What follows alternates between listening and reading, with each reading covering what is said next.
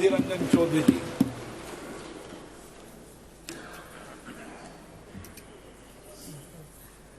Sir, सर्वप्रथम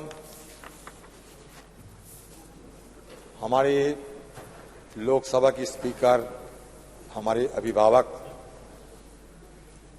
आपको सबकी तरफ से आभार प्रकट करता हूं कि आप ये नए सदन में आज नया शुरुआत करने का पहल किए हैं और इसके साथ साथ हमारी देश के हर नागरिकों को गणेश चतुर्थी की बधाई भी देना चाहते हैं और सत्ता पक्ष और विपक्ष हम सब मिलकर देश को आगे ले जाएंगे, देश की ताकत को और मजबूत करेंगे और बढ़ाएंगे, क्योंकि हम ये मान के चलते हैं मंजिल की पार कर, नया मंजिल की तलाश कर। तुझे अगर दरिया मिल जाए तो समुंदर की तलाश कर। ये हिंदुस्तान एक दिन में नहीं बने, हजारों लाखों शहादतों की चलते, खून पसीना बहाने की चलते हमारे देश आजाद हुई थी और इसलिए सारे सदन की तरफ से उन सारे हमारे देश की आजादी लाने में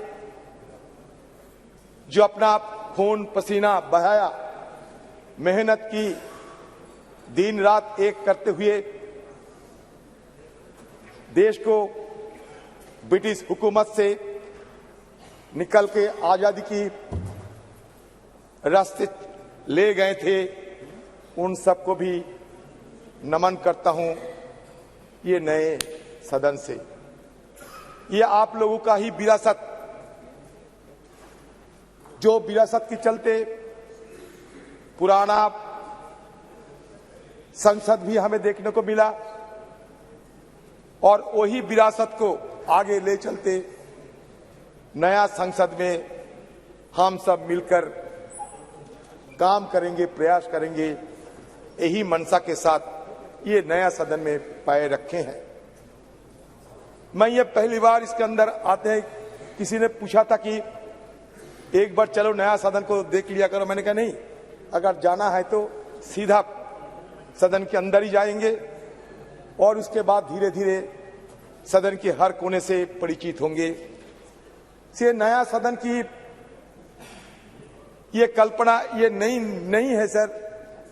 हमारे पूर्व लोकसभा की सांसद श्रीमती मीरा कुमार जी, उन्होंने पहले ये मुद्दा उठाई थी।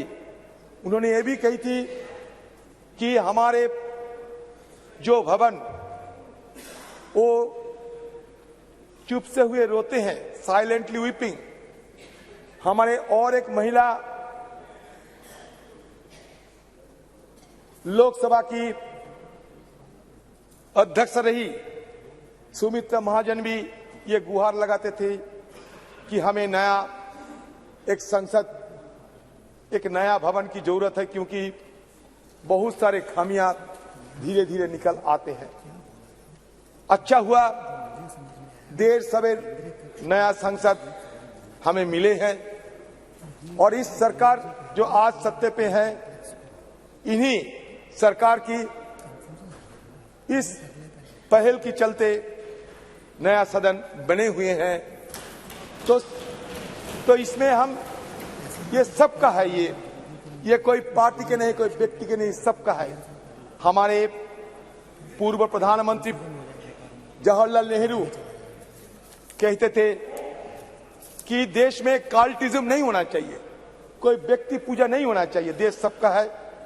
ये सिर्फ एमपी का नहीं है, ये देश, ये पार्लियामेंट सिर्फ एमपी का नहीं, हिंदुस्तान के हर नागरिक की हर नागरिकों की इसमें हिस्सा है, तो ये हमारे देश की संपदा माना जाता है। अटल जी भी कहते थे, होने ये ना होने की ये क्रम इसी तरह चलता रहेगा, हम रहेंगे, ये भ्रम भी सदा पलते रहेंगे। तो स्वाभाविक रूप से कोई यहां हो या ना हो, हमारा ये ट्रेडिशन, ये विरासत, ये चलते रहेंगे। जितने दिन ये देश हिंदुस्तान है, उतने दिन ये हमारे ये विरासत आज हम कल दूसरों ने ये लेते आगे निकलेंगे। सर, मैं सर्वप्रथम हमारे प्रधानमंत्री जी और आप सबके सामने मैं एक बात कहना चाहते हैं, जो भी करे आप लोग ये मान के चलिए कि हमारे लिए संविधान सर्वोपरि है। ये संविधान मान लीजिए हमारे लिए गीता, कुरान और बाइबल से कमी नहीं है। ये संविधान जिसमें लिखा हुआ है सत्यमेव जयते, ट्रूथ ऑलवेज प्रिवेल्स।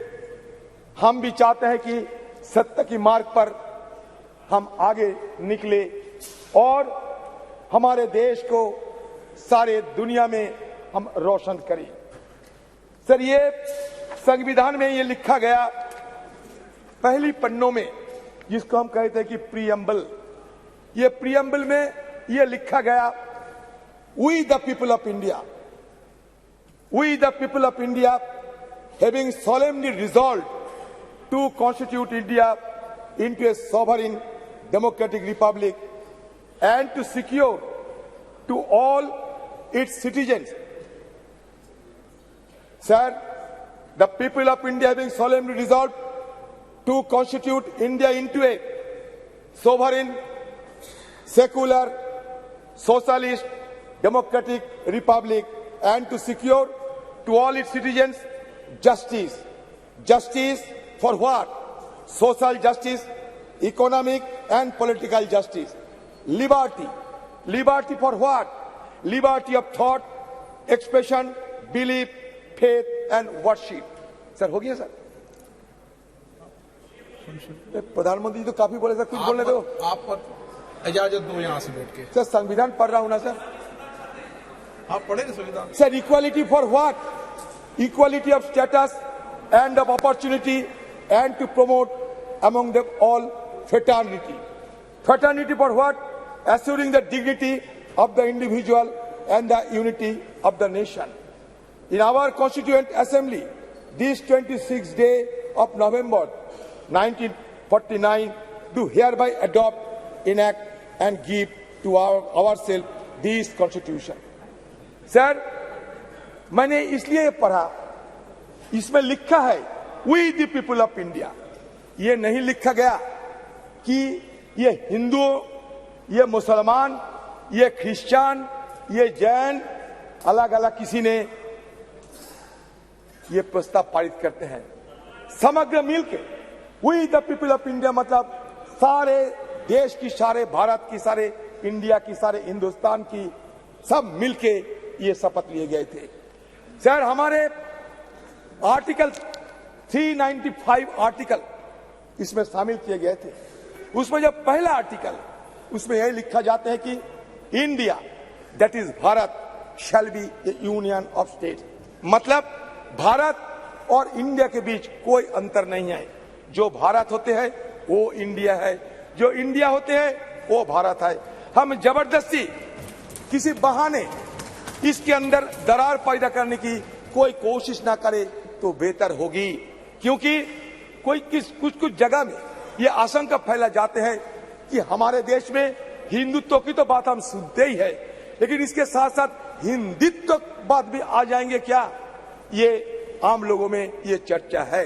मैं सबको संज्ञान में ये लाना चाहते हैं, क्योंकि ये मुद्दा हमारे देश के लिए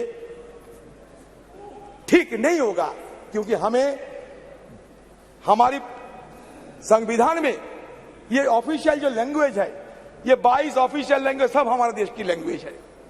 तो कोई दरार पैदा करने की कोई कोशिश ना होने से बेहतर होगी। ये मैं जरूर आपसे मांग करता हूं।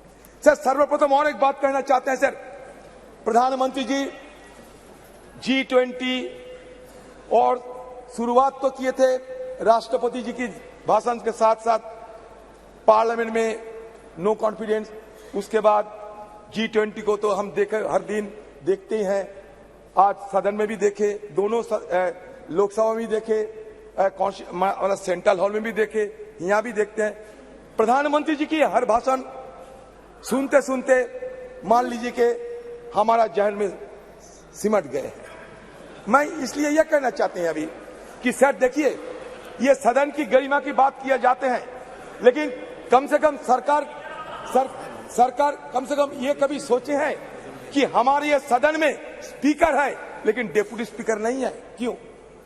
ये पहली बार आजादी के बाद, संविधान रचना होने के बाद पहली बार हमारा ये सदन में स्पीकर साहब है लेकिन डेप्यूटी स्पीकर नहीं है। क्यों?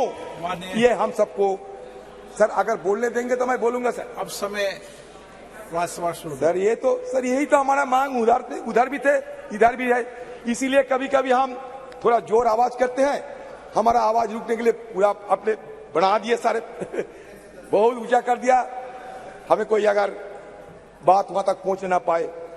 सर मैं ये कहना चाहते हैं, जो आरक्षण की बात हमारे प्रधानमंत्री जी अभी अभी कहे हैं, मैं ये कहना चाहते कि महिला आरक्षण 1989 में जब राजीव जी प्रधानमंत्री थे तब स्थानीय निकायों के चुनाव में उन्होंने 1/3 आरक्षण महिलाओं के लिए सुनिश्चित किया था। तत्पश्चात कांग्रेस की सरकारों ने लगातार प्रयास किया कि महिला आरक्षण का बिल पास हो, कानून बने, लोकसभा एवं विधानसभाओं के लिए भी 1/3 आरक्षण के लिए राजीव जी की सरकार, देखो प्रधानमंत्री जी कह रहे थे कि व्यवहार से पता चलेगा कौन कैसा व्यवहार करता है। प्रधानमंत्री खुद अब देख लो, प्रधानमंत्री का अपमान कर रहे हैं आप लोग। प्रधानमंत्री खुद आप लोगों को सिखाता कि व्यवहार की उल्टा व्यवहार करते हैं। सर हो गया, राजीव जी की सरकार, नरसिम्हा राव जी की सरकार, फिर डॉक्टर मनमोहन जी की सरकार, अलग अलग सरकारों ने अलग अलग समय पर अपनी हैसियत के अनुसार उसको पास कराने की प्रयास किया। कभी राज्यसभा में पास होता था, लोकसभा में नहीं होता था, कभी लोकसभा में होता था, राज्यसभा में गिर जाता था। डॉक्टर मनमोहन सिंह की सरकार के वक्त जो ये बिल आया वो आज तक जीवित है, राज्यसभा में पास हुआ है। हमारी CWC कांग्रेस कार्य समिति की बैठक में जो रेजोल्यूशन पास हुआ, प्रस्ताव पारित हुआ, उसमें ये मांग की गई है कि ये जो आने वाले विशेष सत्र है इसमें महिला आरक्षण की उस बिल को पास किया जाए, पारित किया जाए। ये बहुत महत्वपूर्ण है, ऐतिहासिक है। आपको ज्ञान है कि पूर्व कांग्रेस अध्यक्षा श्रीमती सोनिया गांधी ने पत्र भी लिखा था हमारे प्रधानमंत्री जी को, पत्र लिखा था। हम फिर से उस मांग को इस प्रस्ताव के जरिए दोहराते हैं। अच्छा हुआ सर बात तो बहुत कुछ है। प्रधानमंत्री जी सिंगल दिखा रहे थे, आप बोलना बाद में, अभी बाद में बोले सर। महिला आरक्षण, प्रधानमंत्री सिंगल दिखा रहे थे महिला आरक्षण बिल के समय। आज तो स्वागत कर दें आपके, ये सिंगल सदन में स्वागत कर दें आज तो। सर सिंगल दिखा रहे थे सर, ये सिंगल की इतिहास थोड़ा बता देता है last. No sir when India attained, sir ये सुनिए, ये इतिहास सुनिए। When India attained independence from the British, the then Viceroy Lord Mountbatten posed a question to the Prime Minister Jawaharlal Nehru. What is the ceremony that should be followed to symbolize the transfer of power from British to India hand? Sir गृह मंत्री जी clarification देना चाहते हैं sir कृपया अलो कर दिया जाए sir.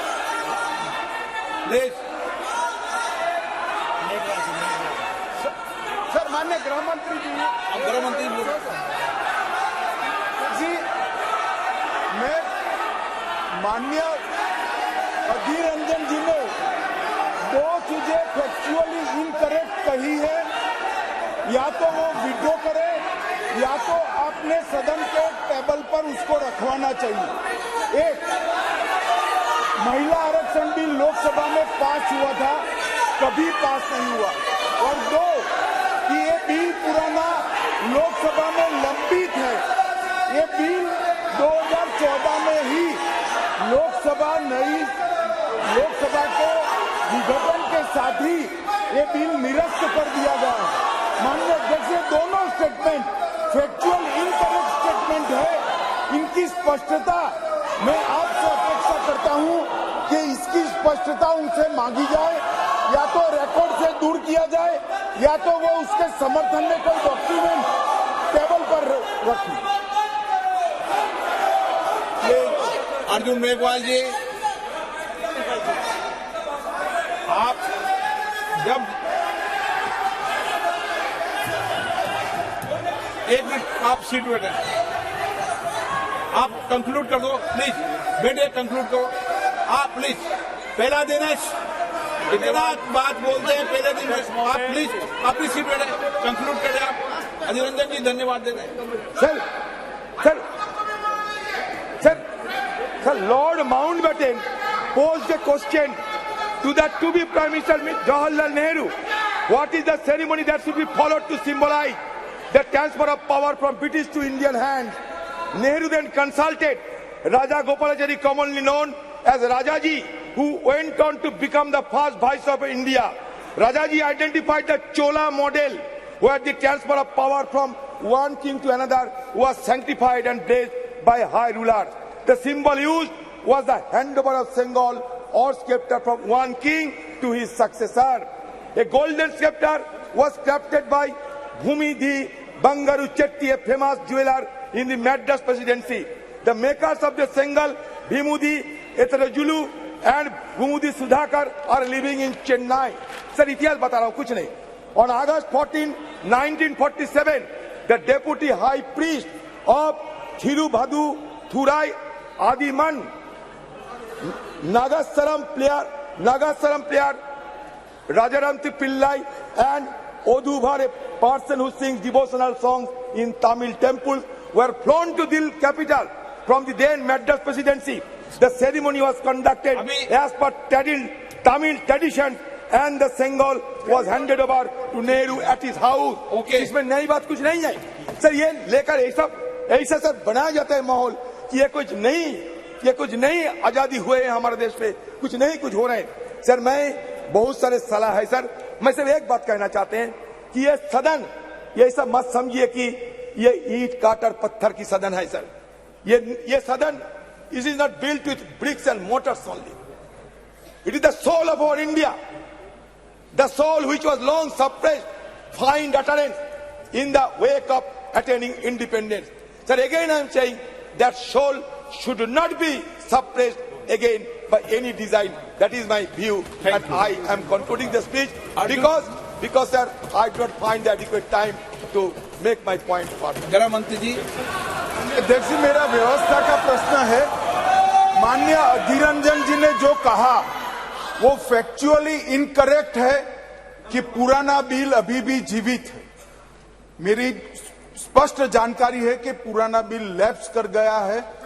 Adhir Ranjan जी ने जो कहा है उसके समर्थन में उनके पास कोई डॉक्यूमेंट है तो टेबल पर रखने चाहिए। एक, या तो उन्होंने स्टेटमेंट विड्रॉ करना चाहिए। दूसरा, उन्होंने कहा कि इस बिल को लोकसभा ने भी कभी पारित किया था राजीव गांधी जी के समय में, कभी नहीं हुआ है। माननीय अध्यक्ष जी, ये दोनों चीजों को माननीय बैठिए ना प्लीज। मैं आगे कहता हूँ प्लीज, मैं आगे कहता। माननीय सर प्लीज, आप बैठ जाइए। प्लीज, मुझे पूरा तो प्लीज माननीय अध्यक्ष जी, कल्याण जी प्लीज। माननीय अध्यक्ष जी, लोकसभा में जो बिल पारित होता है, अगर राज्यसभा उसको पारित नहीं करती है और लोकसभा का कार्यकाल समाप्त होता है तो वो बिल अपने आप लैप्स हो जाता है। मैं मानता हूं कि इस चीज को स्पष्टता करनी चाहिए। और माननीय अध्यक्ष जी, अगर उनके पास अलग जानकारी है तो सदन के टेबल पर रखनी चाहिए। माननीय अर्जुन मेघवाल जी। धन्यवाद अध्यक्ष महोदय।